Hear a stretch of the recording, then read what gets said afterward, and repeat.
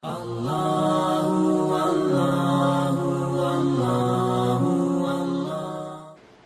Muhammad have multiple wives, and is that a perfect example that it's okay to have multiple wives? And Okay, fine. So the question is about polygamy or polygyny, as we say, right? Multiple wives or so.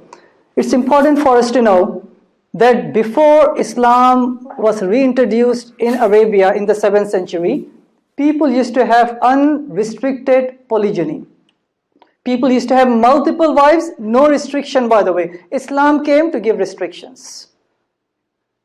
There is no religion that I can think of that in their scriptures, not later on by the church or the synagogue or their culture or constitution, there is no religion that I can think of, I could be wrong, that restricts the number of wives. Unrestricted polygamy before Islam, before Islam came to Arabia, women were treated as property, no rights.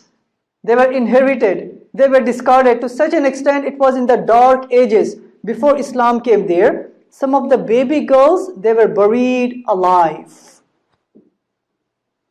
That was the darkness before Islam came there. But after Islam came to Arabia, in the Quran and through Muhammad, peace be upon him, women, they were uplifted from being property to being fully human, equal to man in the eyes of God.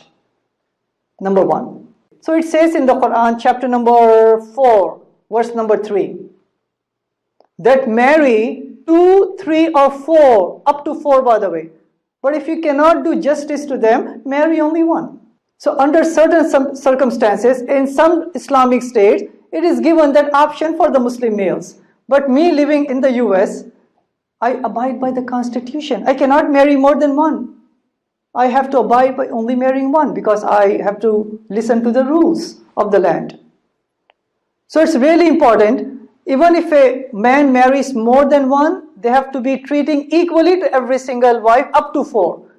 But if they cannot do equality, marry only one.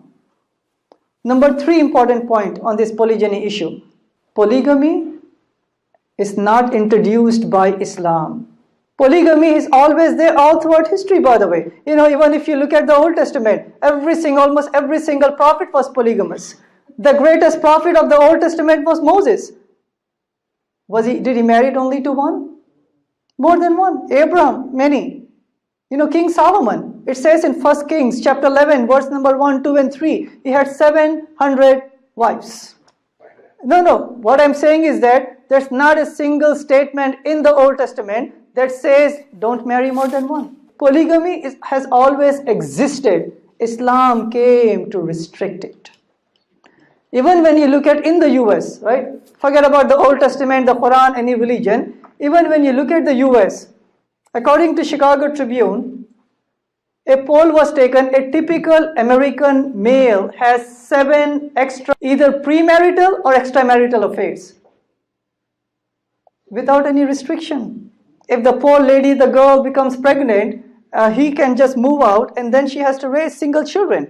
What Islam said is that if you're going to marry more than one, give 100%, you are responsible for the children, for the women, for the clothing, share every single necessity. Compare it.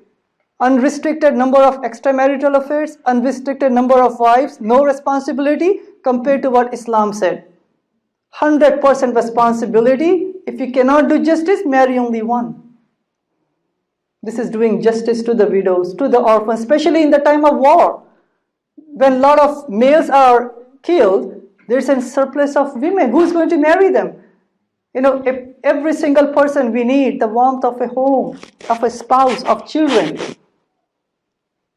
We can give as much money, social security money and food stamps. That's still not family, by the way. And many a times, the children of a single parent household, they're close to 40% of this country, they have single parent household.